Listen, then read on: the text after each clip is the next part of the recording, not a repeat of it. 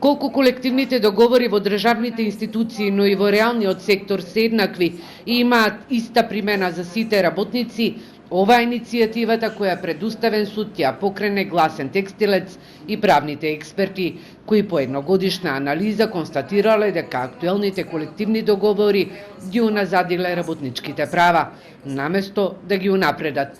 Правниот експерт Трајче Ристов забележува дека вработените во јавниот сектор, согласно колективните договори, имале поголеми права во 1995 година, за разлика од денеска.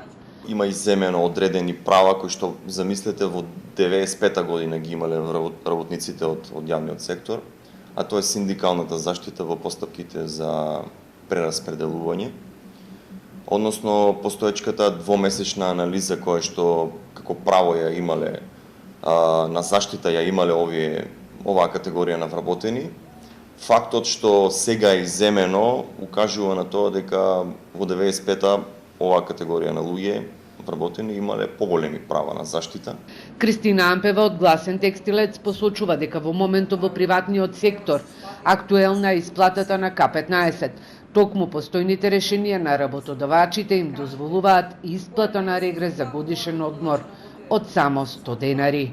И кога ќе видите колективниот договор за приватниот сектор, вие ќе видите дека законски работодавачите испаќаат и по 100 денара К15. Зошто е тоа така?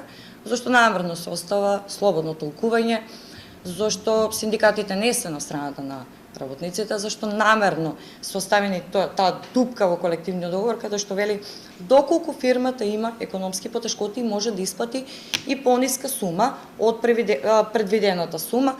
Недостатоци има и кај одредбата за исплата на регрес за годишен одмор и за вработените во јавниот сектор, со што се врши дискриминација. Корекции има во општините во позитивна насока, но тоа се случува по многуте судски постапки.